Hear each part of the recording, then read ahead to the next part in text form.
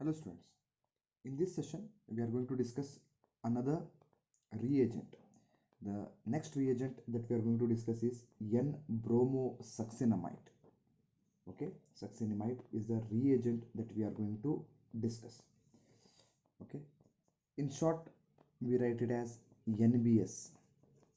Okay, NBS stands for N bromo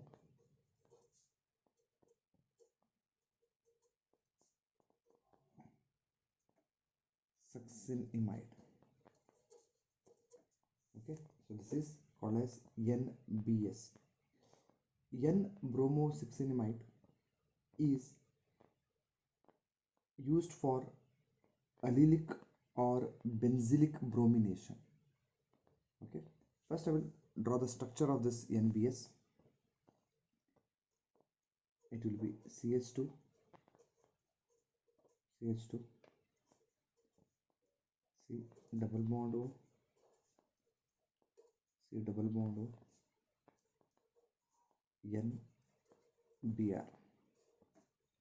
So since bromine is linked to nitrogen, so it is called as N-bromosuccinimide.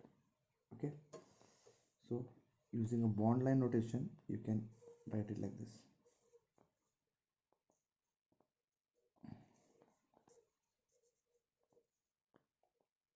Double bond O, double bond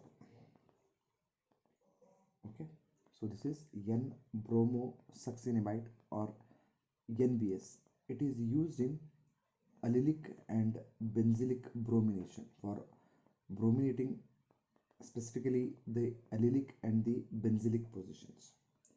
Let us first see the preparation of this and then we'll see the reactions, okay, followed by the mechanism of this. Okay, this N-bromosuccinimide is prepared by adding bromine to ice cold solution of succinimide in an alkali. Okay, so it can be prepared from succinimide. Succinimide is CH2, CH2, C double bond O, C double bond O, NH. So this is succinimide. Okay, when this succinimide is treated with bromine in the presence of alkali NaOH, so the hydrogen gets substituted by bromine.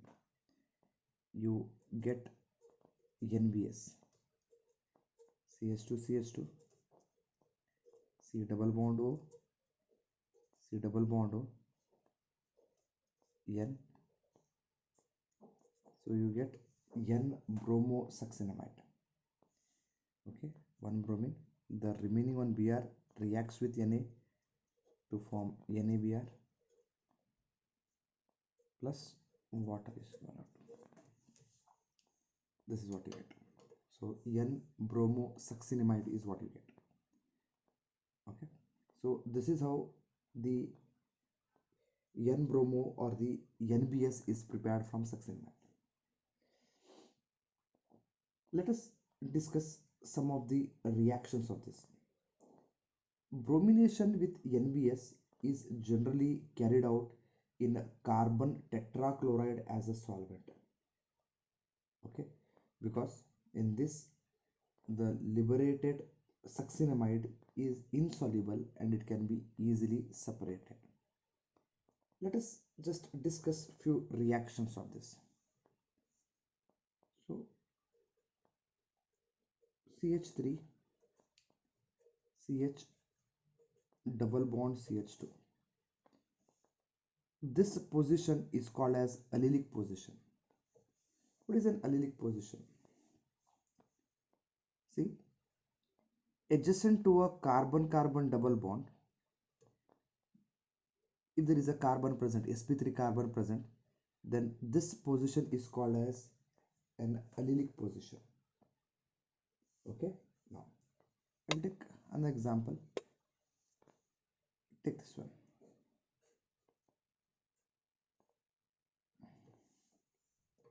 Okay, so there is a carbon carbon double bond.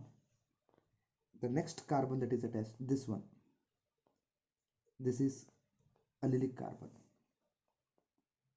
So whenever you use NBS as the reagent, this position gets brominated. This position gets brominated. So in this position, in this, so even this is also allylic position, right? So if there is a carbon carbon double bond, adjacent to that carbon, the sp3 carbon present, that can be referred as an allylic carbon. So bromination takes place at that allylic carbon. Okay, now when this molecule is treated with NBS, NBS is CH2, CH2, C double bond O, C double bond O, NBr.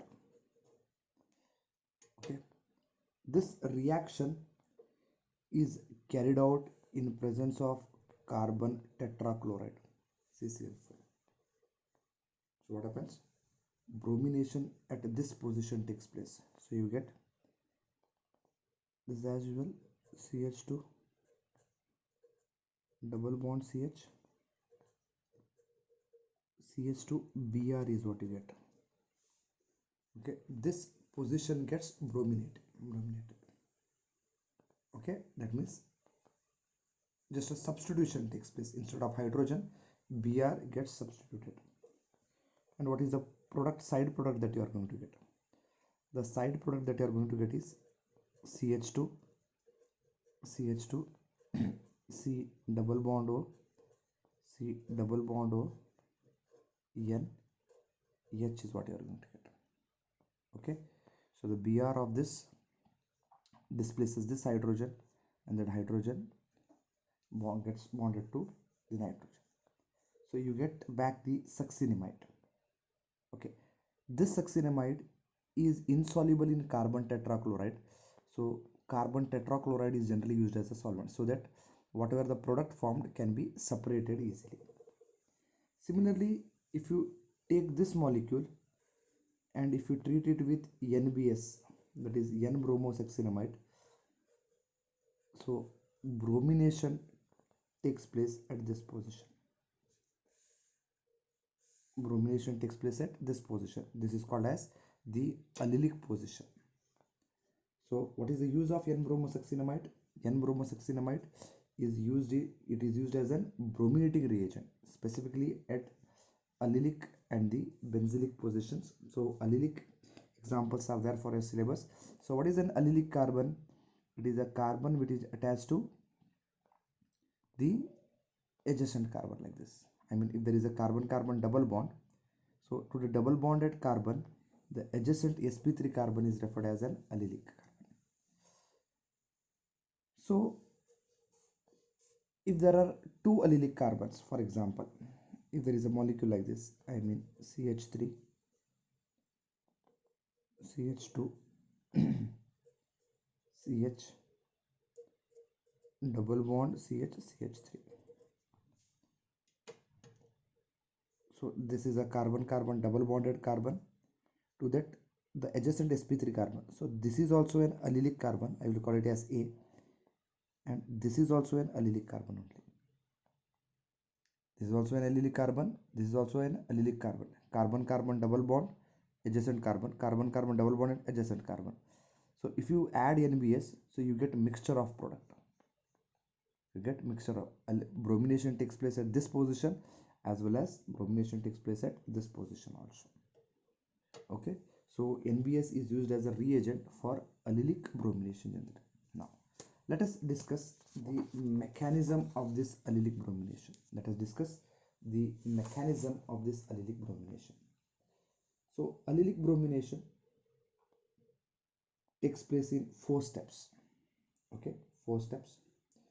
So NBS, I mean N-bromosuccinimide, provides a low concentration of bromine, so that allylic free radical substitution takes place rather than addition.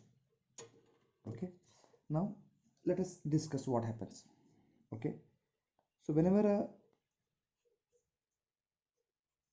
a compound containing an allylic carbon is treated with NBS, first is the NBS molecule, I mean CH2, CH2, C double bond O, C double bond O, NBr. Okay, this molecule NBr in presence of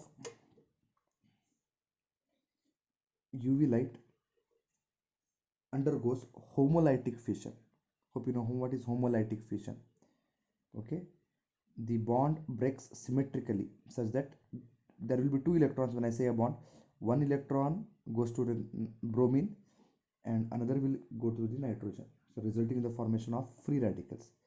So this is what you get: CH2, CH2, C double bond O, C double bond O, N. You get a free radical and you get another free radical. So in the first step, bromine free radical is generated. Okay, now in step 2,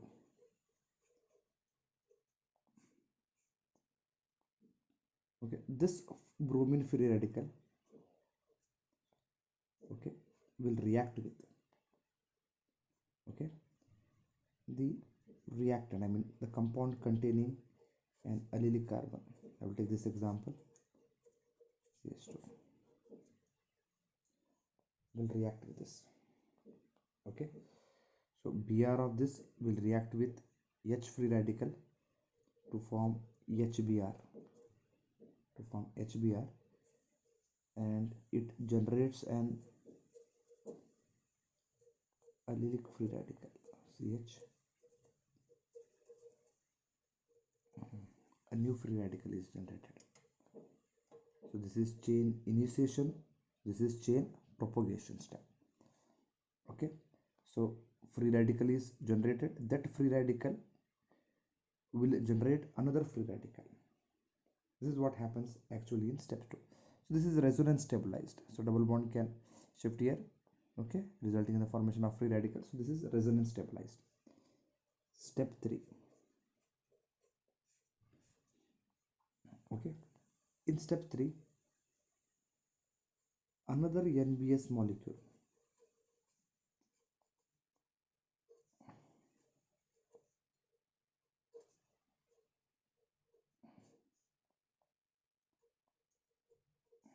will react with this HBr formed,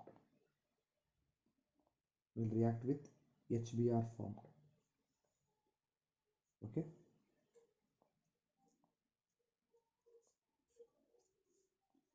So Br and Br will react to give you bromine, and this is formed.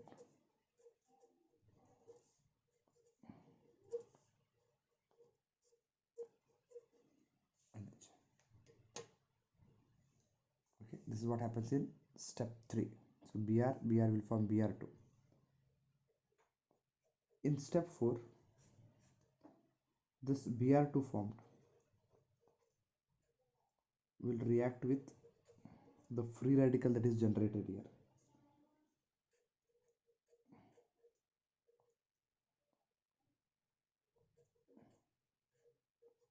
To give the required compound, I mean CH2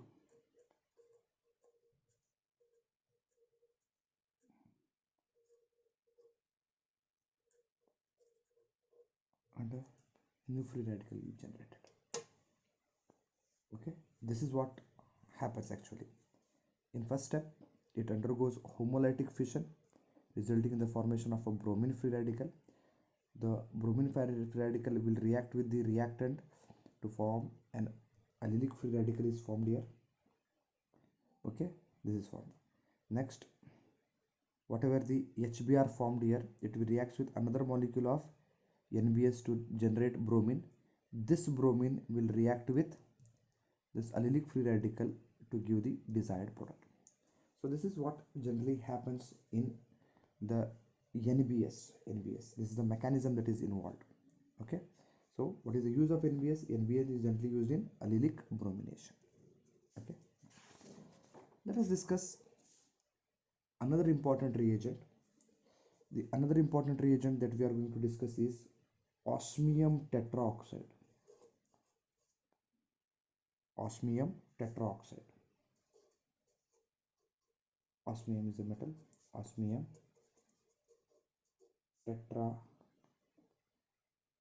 tetroxide is what you can call it as.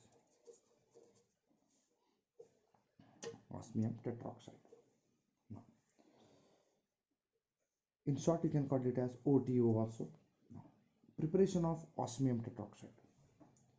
Osmium tetroxide can be prepared by treating osmium with oxygen that is obtained from air. Okay, it is simply can be prepared by oxidation of osmium metal or its compound, okay, by strong heating in presence of air. Okay, so in presence of red hot air, that is in presence of oxygen that is obtained from air, so osmium undergoes oxidation to form osmium tetroxide. Okay, this is what is generally formed.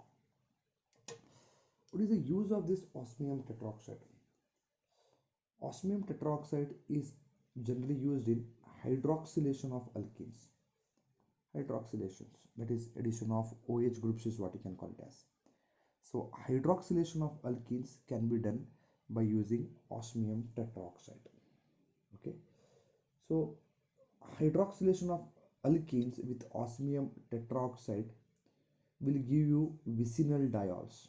That means the molecules in which OH are present on adjacent carbon, we call them as vicinal diols. It proceeds via the formation of 5-membered cyclic ester of vicinal diode. You can call it as an osmate ester as an intermediate, which is then hydrolyzed to yield diols. Okay, let us take a reaction and the mechanism of this. So if you have an alkene means compounds containing carbon-carbon double bond like this. Okay, where these two positions.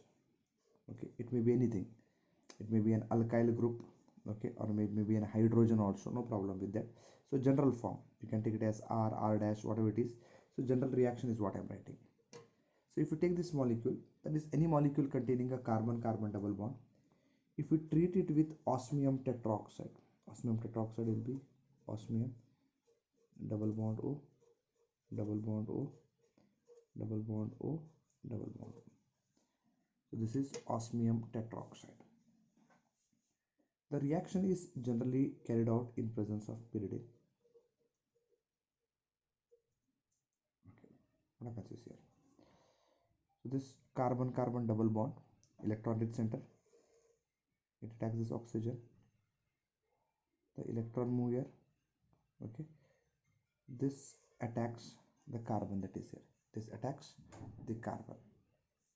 Okay, now it results in the formation of a cyclic intermediate. A cyclic intermediate is generally formed.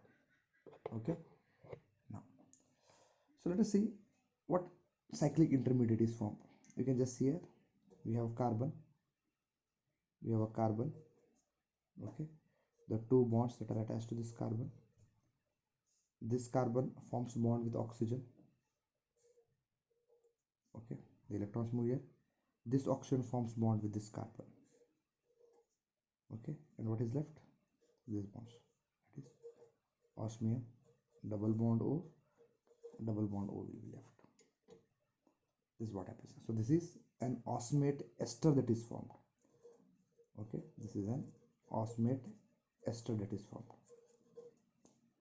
Okay, this osmate ester, when treated with aqueous alcoholic sodium sulfite, undergoes hydrolysis to give you diols.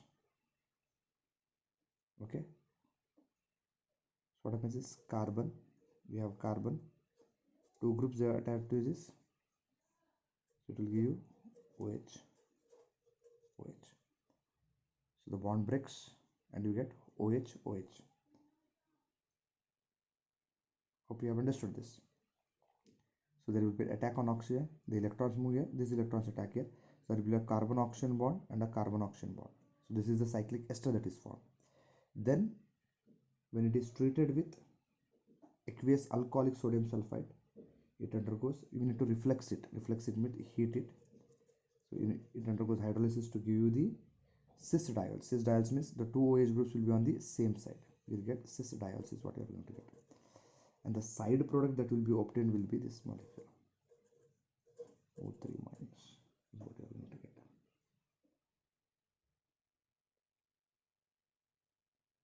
Okay, now this will react with water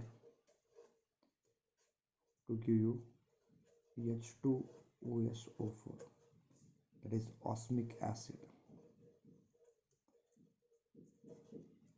So this is the side product that you are going to get along with it. So since I have dealt with the mechanism, so this is how the mechanism takes place. Okay, so what is the use of osmium tetroxide? Osmium tetroxide is used in hydroxylation, addition of OH groups across the carbon-carbon double bond. Okay, to give an example of this, if I have this molecule, if I treat this with osmium tetroxide, okay, you are going to get this compound OH. OH is what you are going to get. Okay, so osmium tetroxide is generally used in hydroxylation of alkenes.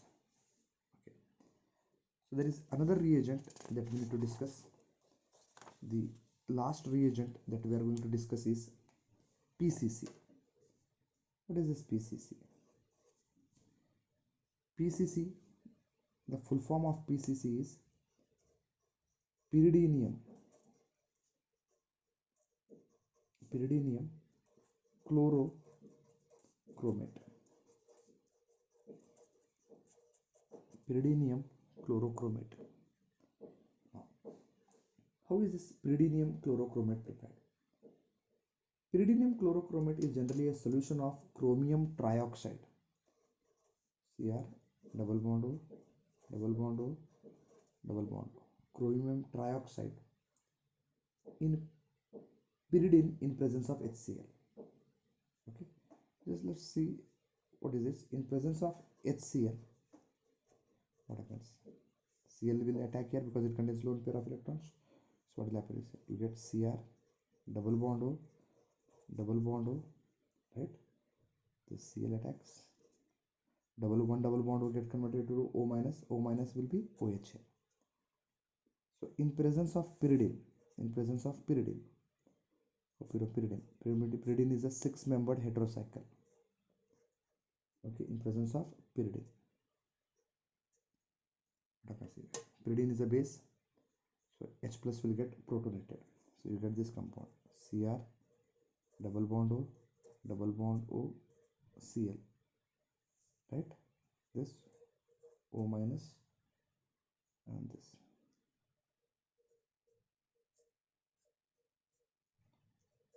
NH plus. So this is generally the pyridinium chlorochromate. Or you can, in simple, you can just write it like this: CrO3 plus pyridine C6. Sorry, it will be C5 H5N, C5 H5N, 5 carbon, 1 2 3 4 5, C5 H5N plus HCl. You will get CrO3 Cl minus, okay, C5 H5 NH plus. So this is pyridinium chlorochromate. PCC is a stable and commercially available reagent.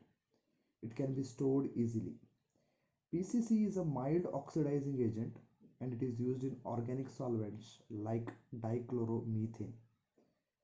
PCC can oxidize primary and secondary alcohols to corresponding carbonyl compounds. Okay, what is the use of PCC?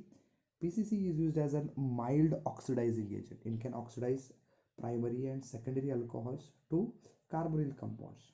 For example, if this is the compound R, we have an alcohol, R dash I will take it as CHOH. Right now, if one of this is hydrogen, if R or R dash is hydrogen, then it will be a primary alcohol. If both are alkyl groups, then it will be a secondary alcohol. In presence of PCC, okay, oxidation takes place. Oxidation is addition of oxygen or removal of hydrogen. So you get this compound RC double bond O. You get a carbonyl compound. For example, if R is CH3 and this is H, it will be CH3 CH2OH. CH3 CH2OH when treated with PCC in presence of CH2Cl2 dichloromethane. What you get? You get CH3 C double bond O H is what you are going to get. One hydrogen and one goes off. So C double bond O is what you are going to get. So if it is a primary alcohol, you get an aldehyde. If it is a secondary alcohol, you get a ketone. Okay. So PCC, when you use PCC, the reaction will stop at an aldehydic stage. If you use some strong oxidizing agent, the aldehyde gets further oxidized to corresponding acids. So if you want the reaction to stop at an aldehydic state, we use PCC. PCC is a mild oxidizing agent that converts alcohols to corresponding carbonyl compounds. Okay, so this was about the pyridinium chlorochromate. Thank you.